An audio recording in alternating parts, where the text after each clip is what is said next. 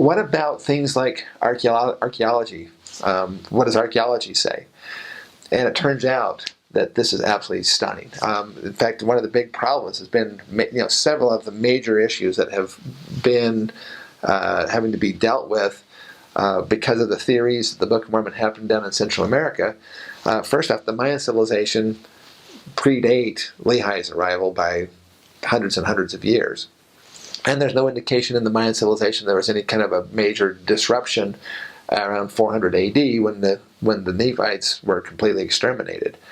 So the time frame doesn't really match up. The DNA we already know does not match up at all. There were Asians down in Central America during the Book of Mormon time frames. And then if we add in, for example, in the Book of Mormon, 43 different times, there's a lady by the name of Amber Lee Nelson who has actually done some amazing research on the laws of Moses, but the laws of Moses were being actively lived by the Nephites for almost 600 years. And in fact, they lived it strictly. And 43 times they talk about the fact that they were living the laws of Moses, which require certain things like animals and plants. For example, they have to have sheep to offer as sacrifices. They have to have goats. They have to have grapes and wheat and barley, all of which are integral to the 7 holy convocations that they practice throughout the year.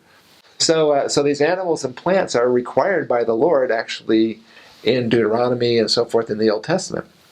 And the Book of Mormon specifically said that they were doing these things. But those plants and animals don't even exist in Central America.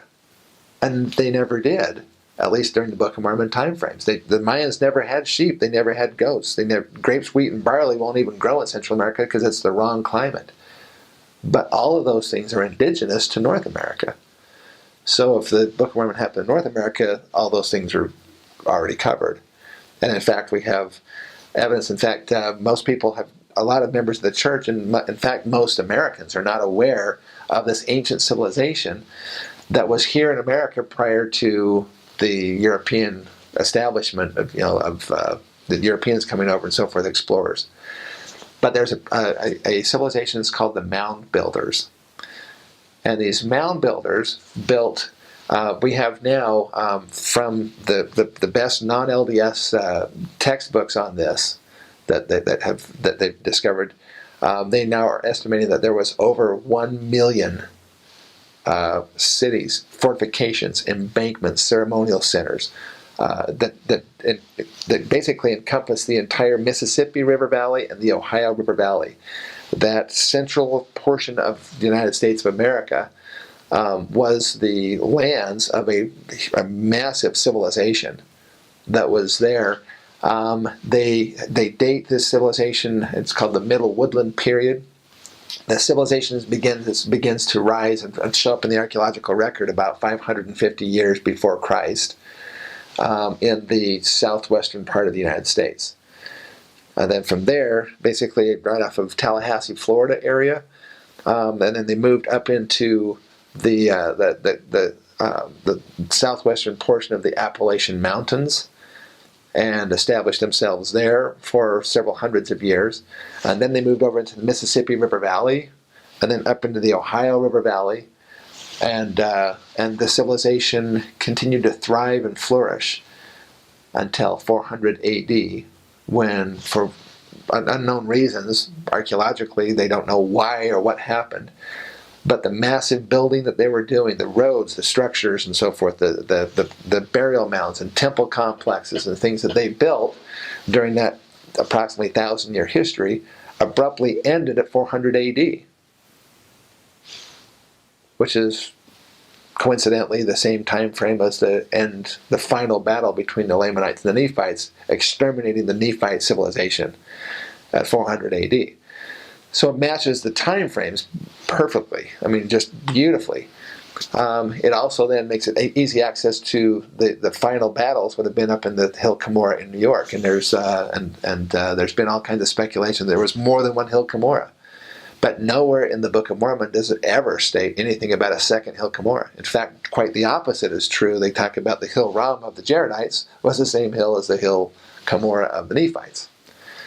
So they go back to the same hill, and that was the sacred repository of their records. And of course, we know from different accounts from Joseph Smith that Joseph Smith took men into the Hill Cumorah there in New York. There was a room of records. They said there were wagon loads of plates. There was 8 different men that went into that room and saw those things, and including even the sword of Laban was there. Okay, so this is the sacred repository of the ancient records, and it was there at the Hill Cumorah, New York. Well, that's a long ways away from the Mayan civilization down in Central America. So how did they get wagon loads of plates up here to New York if that was the case? And there's no reason to think that there was 2 Hills Cumorah, because the Hill Cumorah in New York matches every description that we have. I mean, after all, they didn't call it the mountain Cumorah.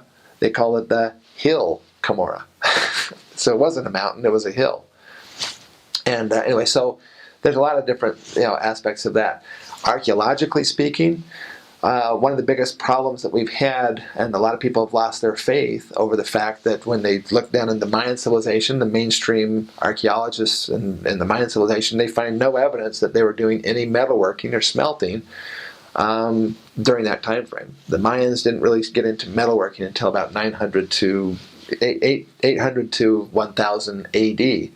But the Book of Mormon said that they were smelting metals clear back at 550 BC, after Nephi left Lemuel and decided that they needed to defend themselves. So the interesting thing about that is that if there was smelting going on in Central America, finding steel tools, for example, or steel swords would not be. Nobody would expect to find steel swords because they would rust completely away with the wet the damp climate down there in Central America. But the smelting process always leaves slag, and that slag doesn't go away over even a course of a couple of thousand years. It's going to still be there. But they've never found any slag to indicate any kind of smelting or any artifacts of either gold, copper, silver, or iron that were done at that time frame. And so that's been problematic. People have pointed that out, and anti-Mormons have pointed that out too. And people have lost their faith because of the fact that the Book of Mormon specifically said they were smelting, and there's no evidence for that in Central America. On the other hand, you come up here to North America, and we have places like the Man Hopewell site, just off of the Ohio River in Indiana, and they have found evidence for smelting.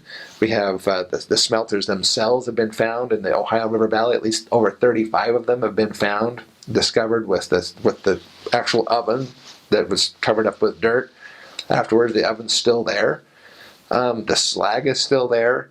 What isn't there is the iron artifacts. But what we do have, the Book of Mormon talked about having breastplates and head plates and shields and protection, from that aspect. None of that has ever been found in Central America that dates in the Book of Mormon timeframes. In contrast to that, we take people back to there's at least 4 or 5 dozen museums in the central portion of the United States where we can take people in and actually show them the head plates and the breastplates. And guess what they call them? Head plates and breastplates, because they find them on the skeletons on their chest and on the top of their skulls. So we have hard evidence from the metallurgy. The ditches and earth bank structures, there's literally thousands of them that dot the interior of America.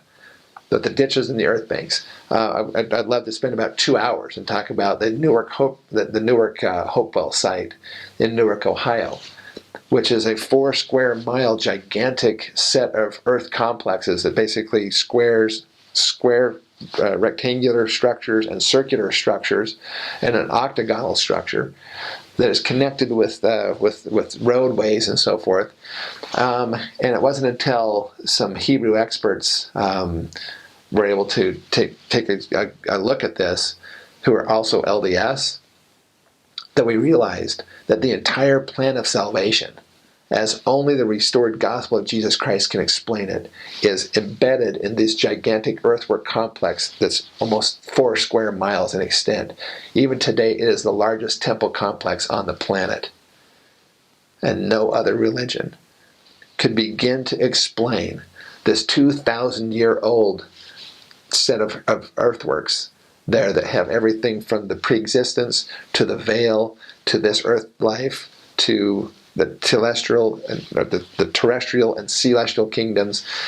Even it has a direct route. It even has a vicarious route for people who have died and need to have their work done, with checkpoints all along the way of the things that they need to have done before they can make it to the celestial part. It is absolutely stunning, and it's still, much of it is still there in gigantic earthworks that would have taken years probably to create them. Literally millions upon millions of basket loads of dirt required to make these gigantic earthworks. And yet most members of the church don't know that they even exist. In fact, many of the people that live in Newark, Ohio don't know they exist. And it's right there in their town.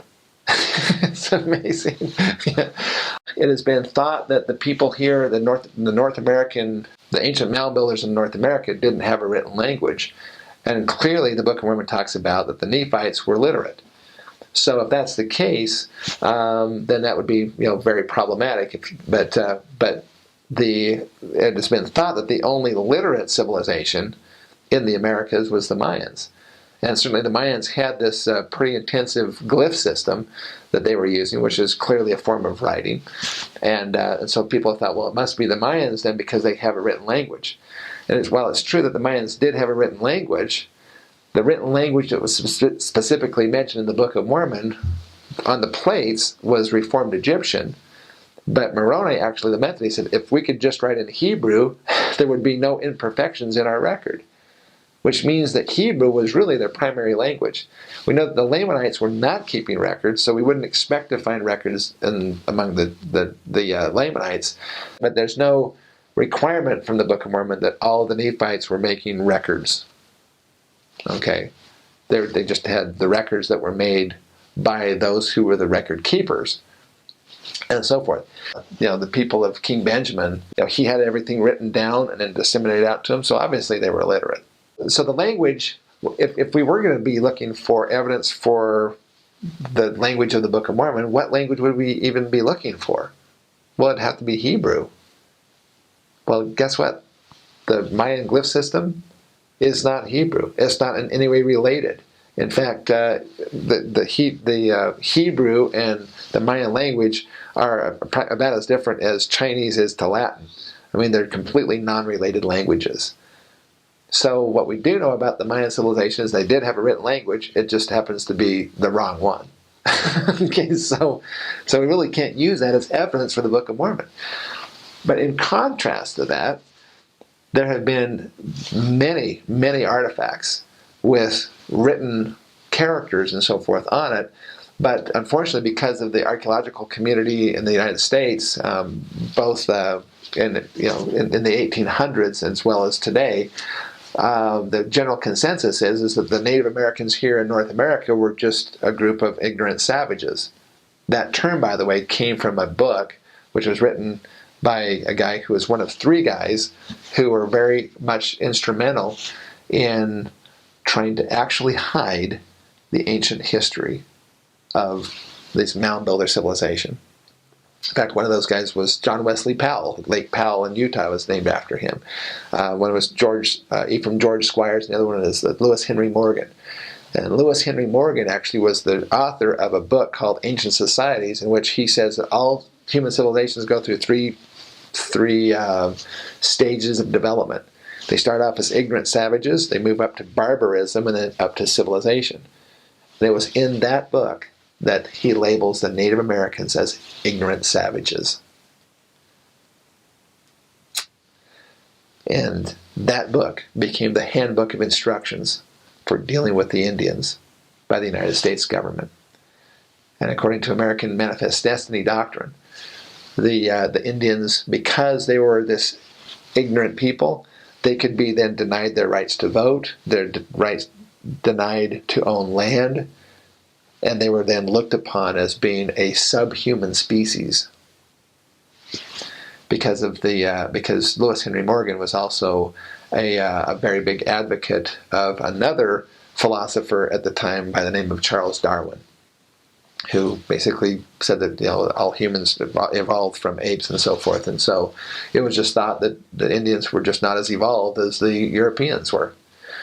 And that's why they could take their lands and their rights from them, even though they're, surely human beings, same as the Europeans. So that became played into this as well.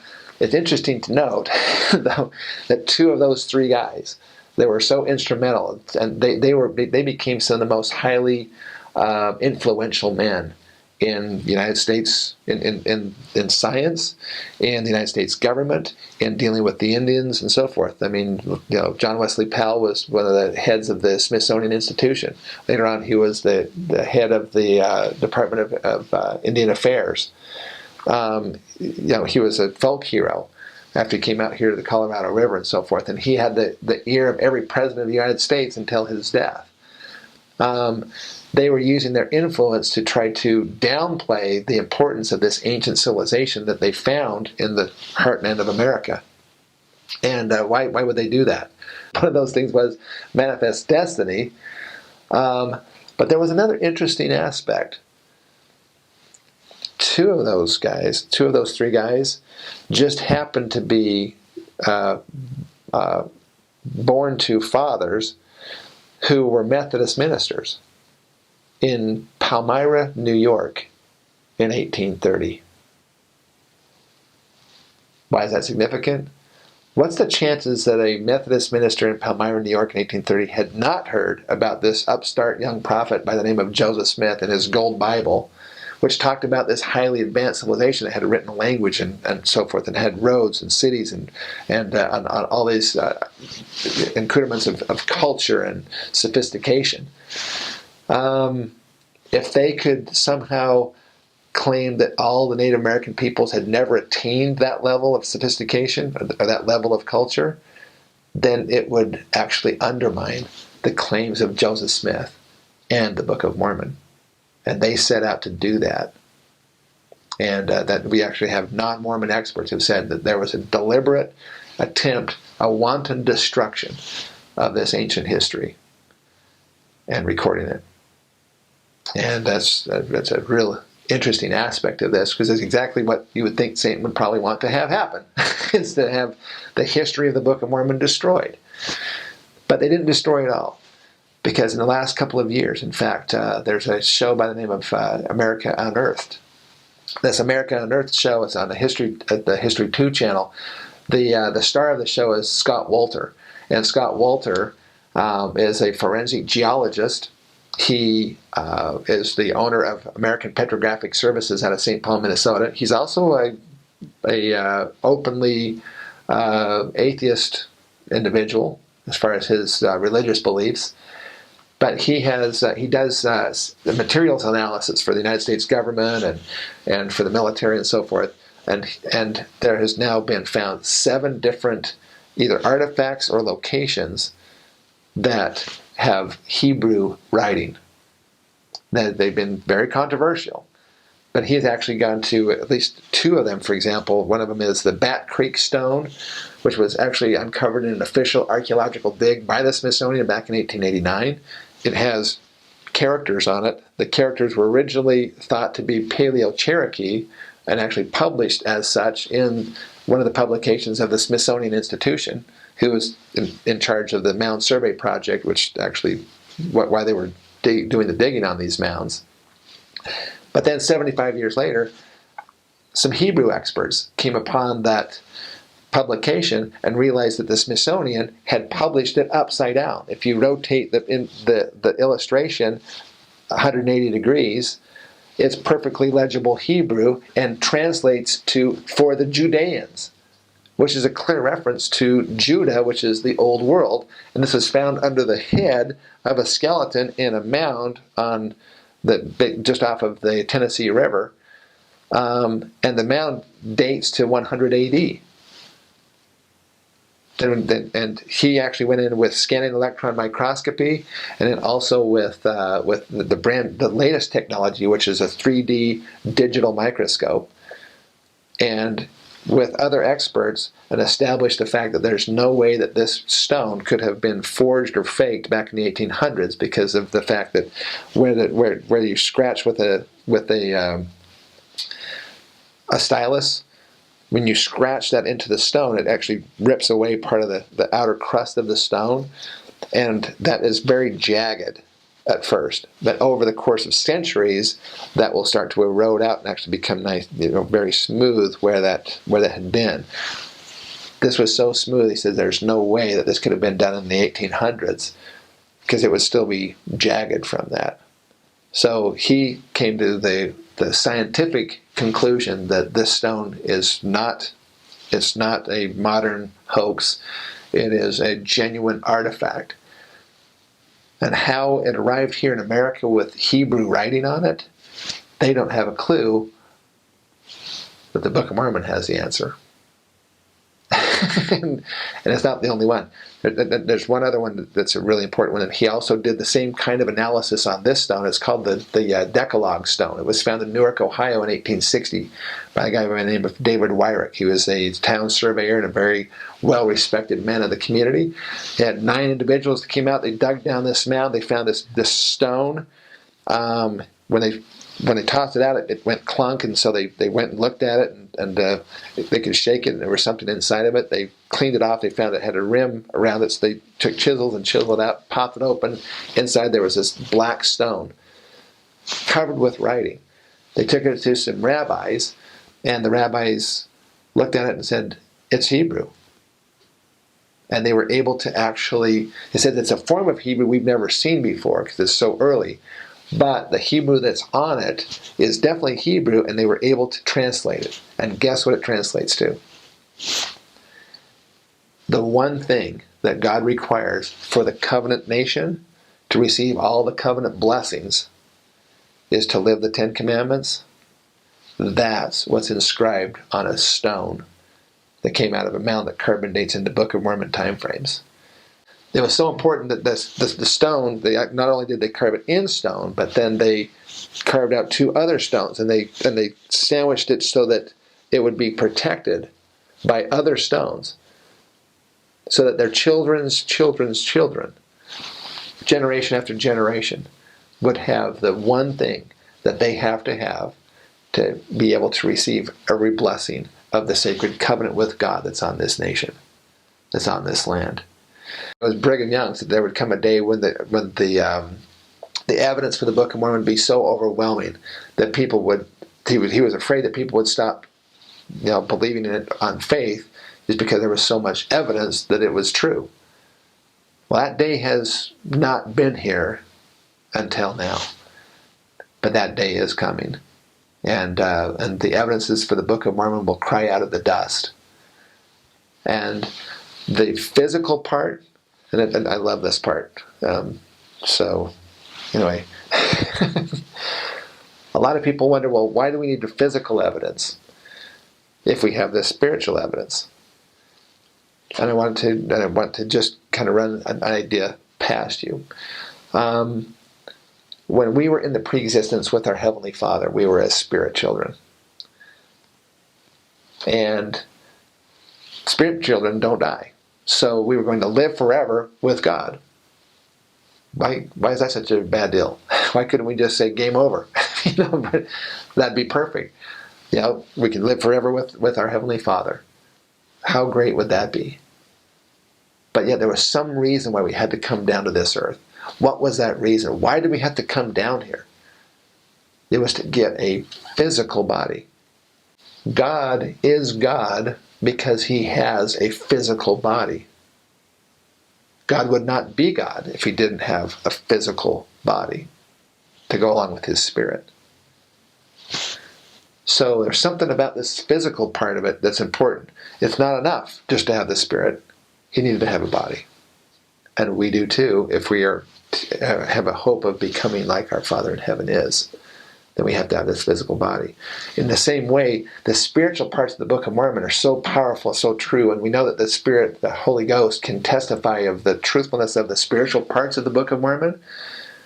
But if you read, like I did, and when I received my testimony of the Book of Mormon in Moroni chapter 10, verses 4 and 5, it says that we can know the truth of which things? Just the spiritual stuff? No, it says we can know the truth of all things. I believe that includes all things. I believe that includes both the spiritual and the physical things.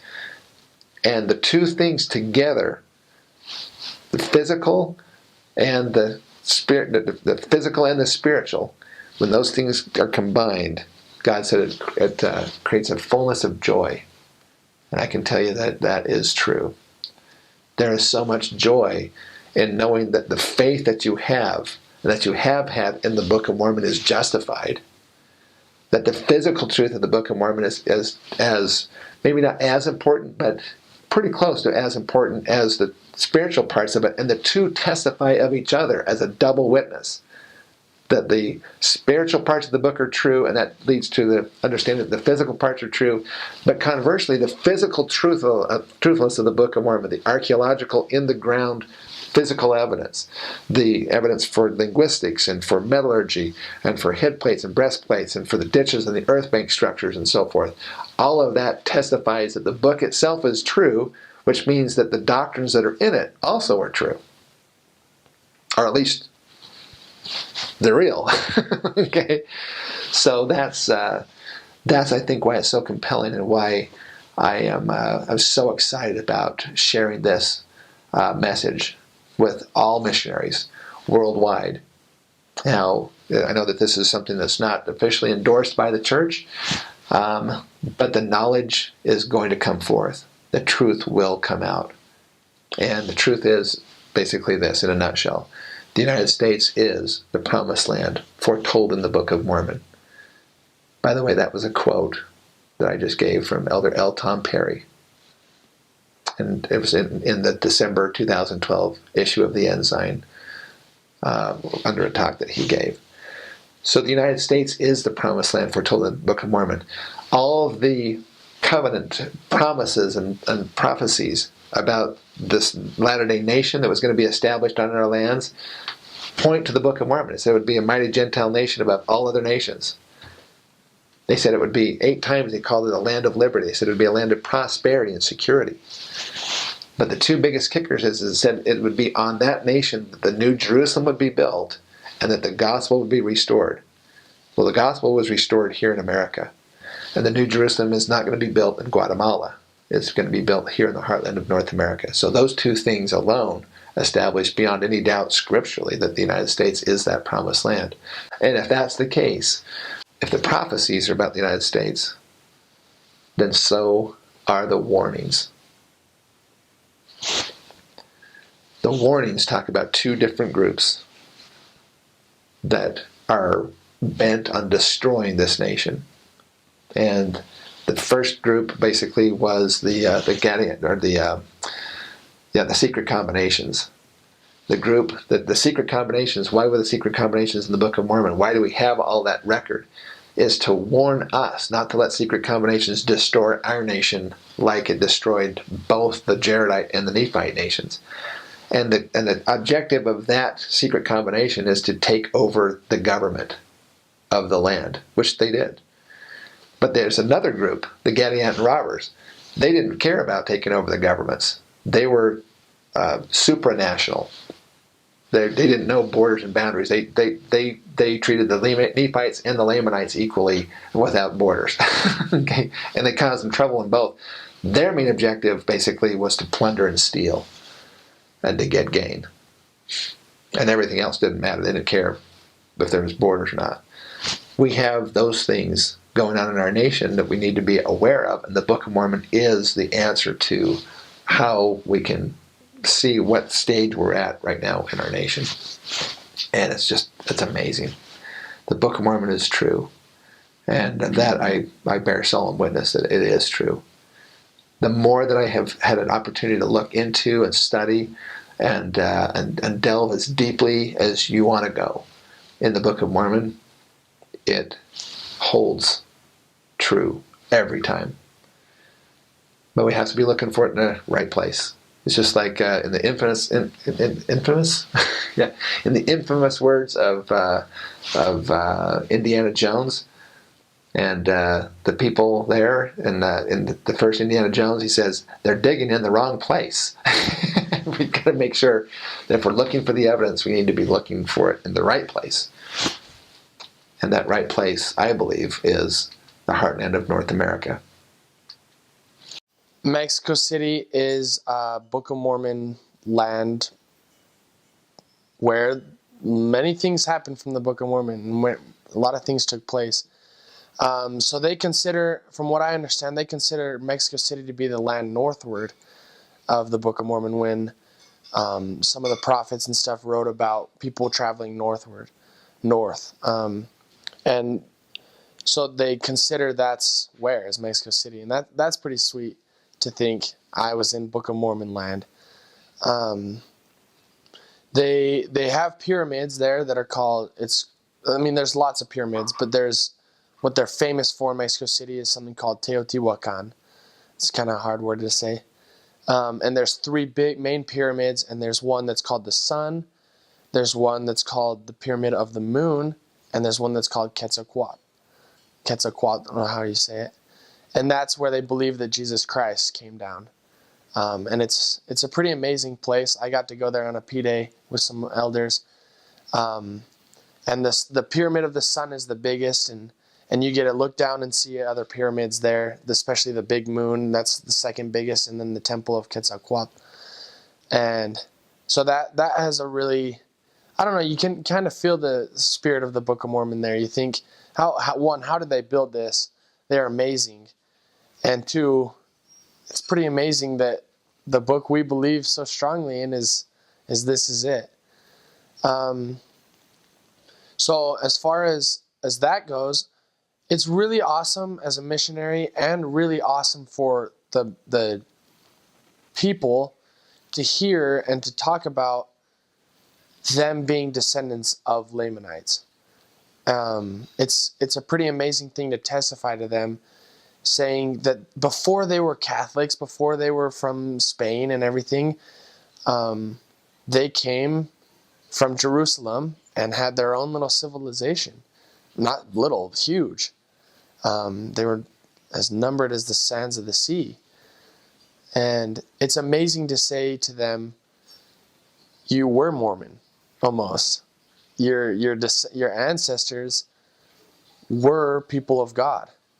Before the Aztecs and the Maya cruel civilizations, they were a very pure, delightsome people, like it says.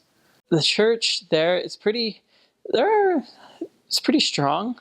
It's really there, but historic-wise, the capital's there. The Catholic Church is very strong there. One of the oldest cathedrals is there, and there's a very popular one in the capital. It's not in the mission, but if you need to go shopping for clothes, like, you can get permission to go there, and the president will let you also go visit the sites there. And I got to go do that and see this cathedral. And it's very beautiful, and it's actually built like on a lake, so like it's constantly sinking, which is kind of interesting that Mexico City was built over that.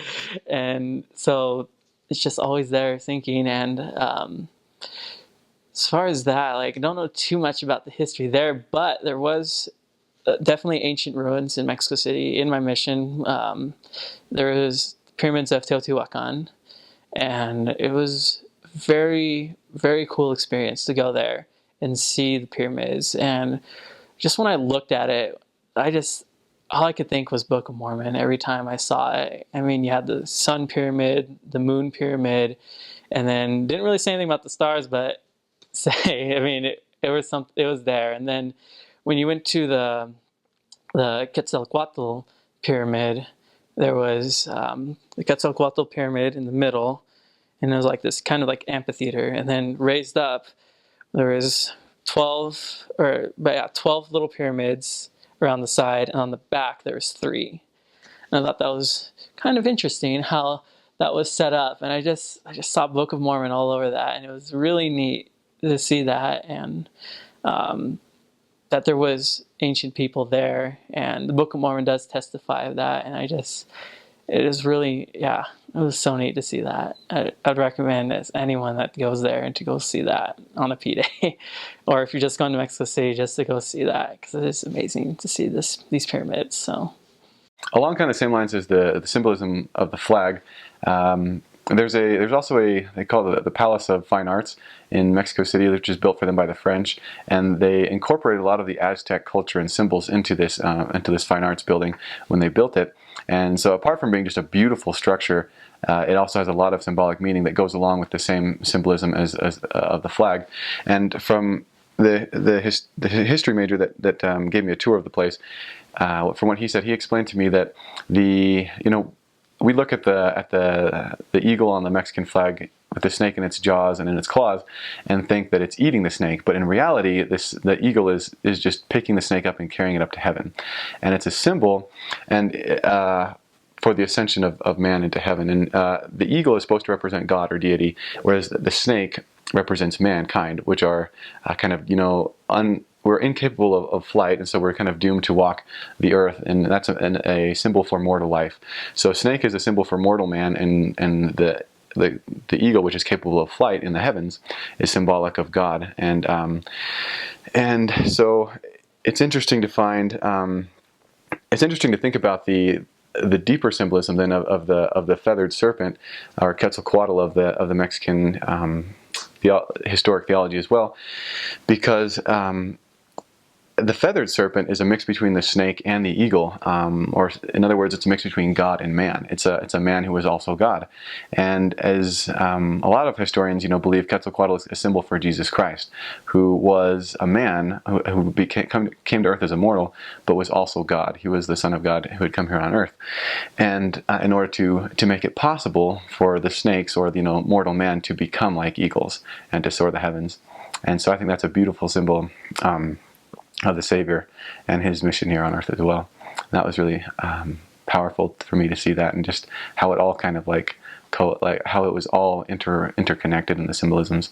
And in the Palace of Fine Arts, they take that symbolism even farther, and they have a lot of the artwork is made up of snakes with the faces of men coming out of them, and it's kind of a symbol of how fallen mortal man can grow into his potential and become, what a true man is meant to be, what a true human is meant to be. And I thought that was a really beautiful symbol as well. The lake that I was talking about, Lake Atitlan, I mentioned that there were 12 cities around it, and part of the history, or the proposed history, is that the 12 cities represent the 12 tribes of Israel, and the lake is considered the waters of Mormon. That is the proposed history by many people in Guatemala, and it's a very beautiful place, and I personally do not doubt it, but it's there's also another place it's called Antigua. It used to be the old capital of Guatemala, and there is another place there that's surrounded by it's a very secluded lake where just as it describes in the scriptures where Alma was baptizing, and that is also considered some other people claim that to be the waters of Mormon. And I don't know if that's really the LDS population trying to kind of find some roots, or if it's true. I personally feel that it definitely is representative of the land of the Lamanites, or is in fact the land of the Lamanites, and which is really cool. And I was able to really feel that as you teach people, you feel I think the scripture that the 70s would always quote to us at Zone Conference was that the Lamanites will flourish like a rose, and you definitely see that happening in Guatemala. And I mean, they just built a second temple in Guatemala, which is only a couple hours from the first, and which is emblematic of the population growth of the LDS population. And yes, as far as other history, I guess yeah. So Tecpan, which is a city in the mountains, actually in the Guatemala City Central Mission, was the original capital. Then it got moved to Antigua, which was the capital for a very, very long time, and which was the capital essentially created by the Spaniards. And that's like a very large Catholic population in Antigua. And then the capital eventually moved to Guatemala City.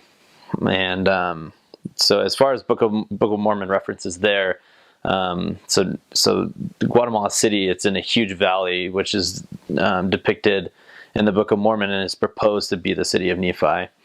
And just north in Tikal, which is the Mayan ruin, they have a huge temple, which is proposed. He keeps saying proposed because we don't want to speculate too much, but it's proposed to be the city of Zarahemla. And so I mean, you definitely feel that it is a source of the Book of Mormon lands, and you can feel that as you teach people, and even just walk where they have walked, and it's extremely exciting to be part of the prophecies that the Doctrine and Covenants and even the Book of Mormon have. It's a great privilege to be part of that. So yeah.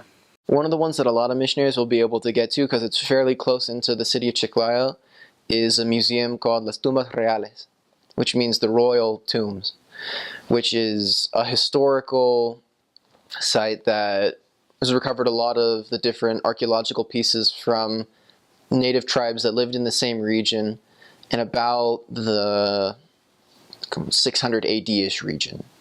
There's a people called the Mochicas. And they built these temples out of mud bricks, out of adobe. And these are a lot of the sites that you'll be able to go and see this cultural history that Peru has before the Spanish came and conquered it, and the way people lived in this valley.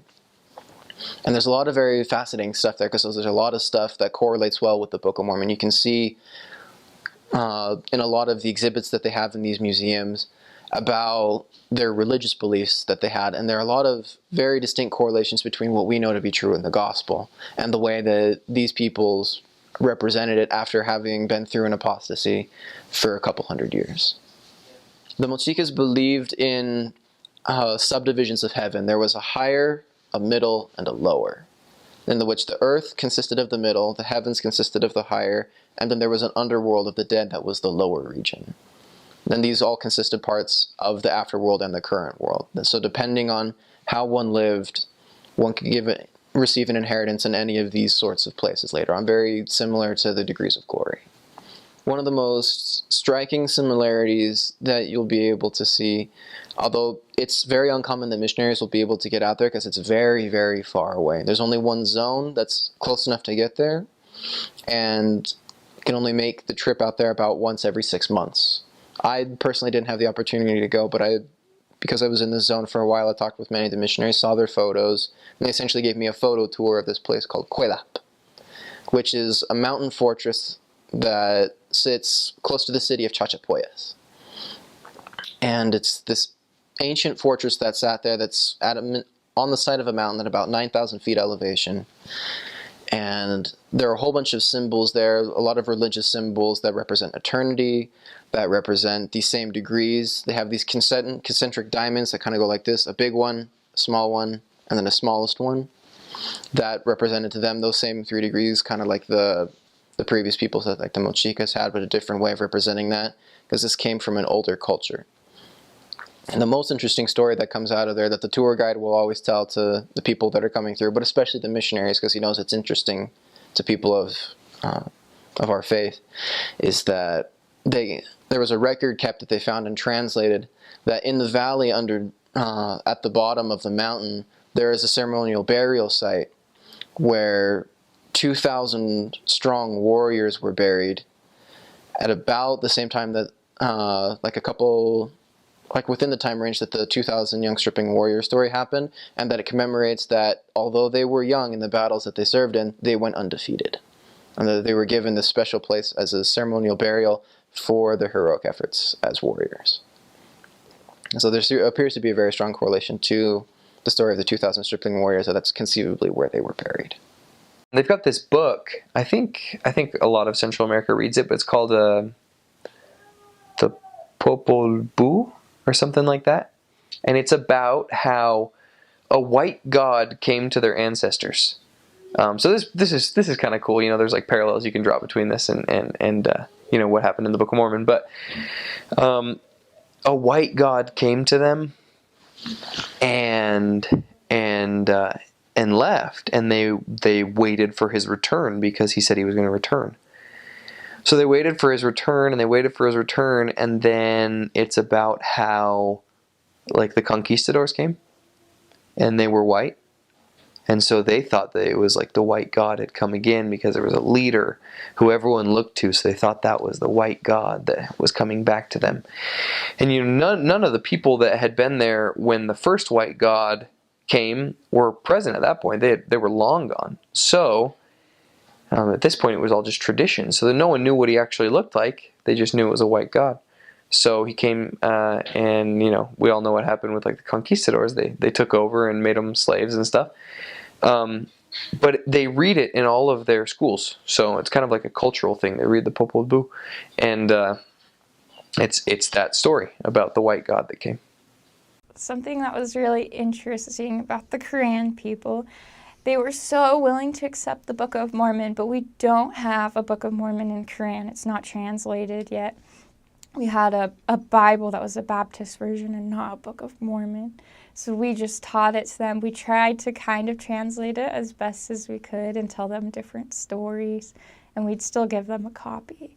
But I think something that was interesting that made Quran people so willing to accept it was they have this, I don't know everything about it, but they have this story from their culture about a golden book that taught them and their people long, long ago about God, this golden book, and they believed that it was lost. And so every time we taught them about the gold plates in the Book of Mormon, they were just extremely excited to learn about it, and I think that was just a miracle and something so amazing.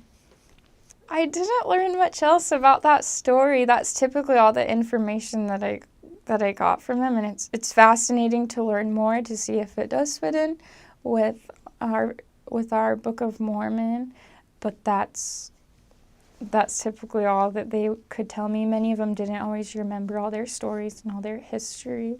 So as many questions as I asked them, that's all the information I found out.